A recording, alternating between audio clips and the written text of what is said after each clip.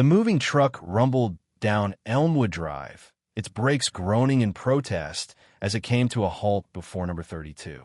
A sigh escaped Elijah Monroe's lips, a mix of exhaustion and sheer, unadulterated hope. New York City had been good to him, but the ceaseless grind had worn him thin. He yearned for a different rhythm, something quieter, something that resonated with the idea of roots sinking deep into fertile ground. That's why he'd set his sights on Rosewood Hills, a prestigious community nestled in the Hudson Valley. A journey of discovery, he thought, as the movers began unloading boxes labeled memories and future plans. Rosewood Hills was everything the glossy brochures promised. Manicured lawns stretching like emerald carpets, stately homes radiating old-world charm, and an unsettling air of immaculate perfection. This place, Elijah hoped, would be more than just an escape. It would be a haven where he could finally breathe. Buying this house was more than purchasing a home. It was investing in a dream, a vision of tranquility, and perhaps naively, a promise of belonging. As Elijah directed the movers, he couldn't help but notice the subtle glances from behind lace-curtained windows. An older woman walking a fluffy white dog paused, her eyes lingering a moment too long. A man mowing his lawn across the street straightened up, his gaze fixed on Elijah with an unreadable expression. He tried to smile, to offer a neighborly wave, but the responses were muted. Dismissing it as mere curiosity, the jitters of newcomers in a new town, Elijah refocused on the task at hand, hoping the silence wouldn't evolve into a mystery of its own. Barely had the last box been set inside when a sharp knock echoed through the house. Elijah, still dusted with moving debris, opened the door to a woman who exuded a crisp, almost starched air. "Margaret Caldwell," she announced, her smile tight and practiced. "President of the Rosewood Hills Homeowners Association." She extended a hand. Elijah shook it, noting the firmness of her grip. "Elijah Monroe, welcome to the neighborhood, I presume." Margaret's gaze flickered past him into the still unsettled entryway. "Indeed. I wanted to personally deliver these," she said, handing him a thick stack of documents bound with a pristine blue ribbon. "The HOA, covenants, behavioral guidelines, everything you need to know to become a valued member of our community." The hour, hung in the air, subtly emphasized. Elijah accepted the documents, the weight of them almost symbolic. "Thank you," he said, trying to project genuine warmth. "I appreciate you taking the time." "It's my pleasure," Margaret replied, though her tone suggested otherwise. "We take great pride in maintaining the standards of Rosewood Hills. I'm sure you understand." Her eyes glinted slightly. "I trust you'll find everything in order. Don't hesitate to contact me if there's any question. I make myself very accessible." She smiled again, a smile that didn't quite reach her steel blue eyes, and turned away, leaving Elijah with the sinking feeling that the warm welcome might be indefinitely postponed.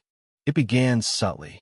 A bright yellow notice affixed to his trash can declare that the lid was not securely fastened, despite Elijah having wrestled it closed just hours before.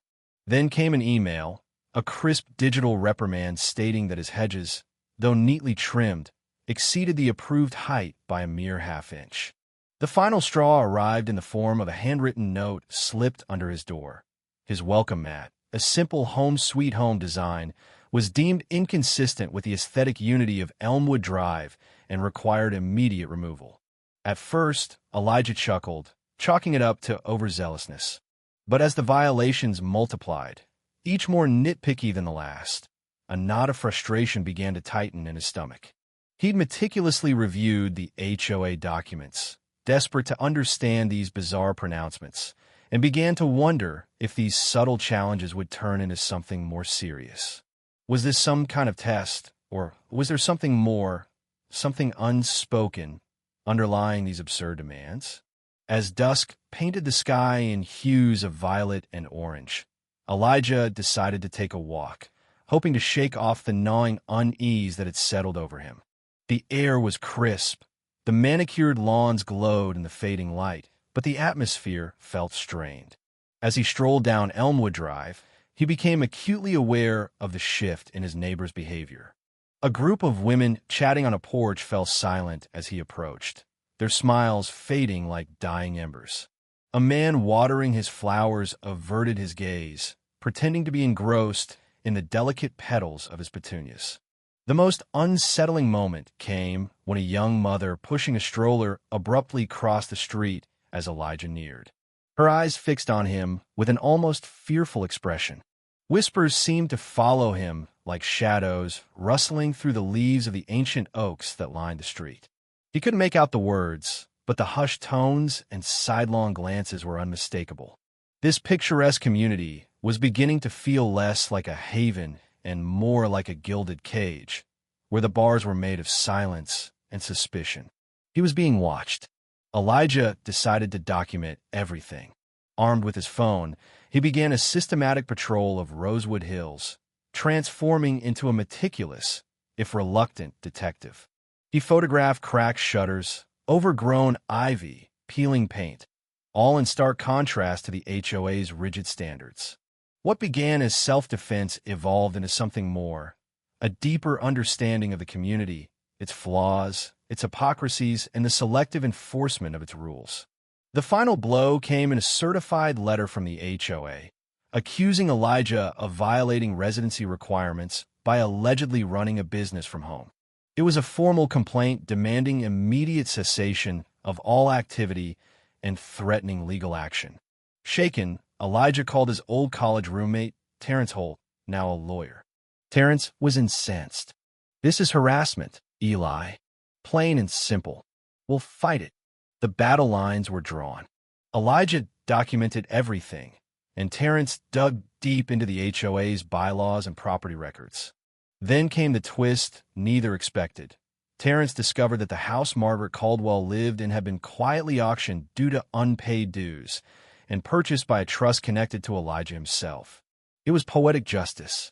At the next HOA board meeting, Elijah and Terrence revealed the deed, along with a thorough rebuttal to every accusation. The room fell silent as the truth unraveled. Faces shifted from skepticism to disbelief to discomfort. Lisa, the young mother who once crossed the street to avoid him, stood to speak. Her voice trembled. "We all knew what was happening. We stayed silent. We were wrong." One by one, the facade of Rosewood Hills began to crumble. The board voted unanimously to remove Margaret Caldwell from her position. Elijah, once an outsider, now stood as a catalyst for change. Margaret tried to buy back her home. Elijah refused. Weeks later, as a moving truck pulled away from Margaret's former home, Elijah stood in his garden, planting a young oak tree, a symbol of resilience, of hope. Neighbors began to wave. Cookies appeared on his doorstep.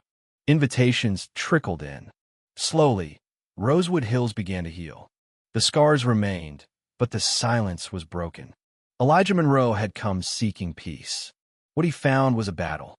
What he left was a legacy. And the tree, its roots sinking into the soil, stood as quiet proof that sometimes change begins with a single voice refusing to stay silent.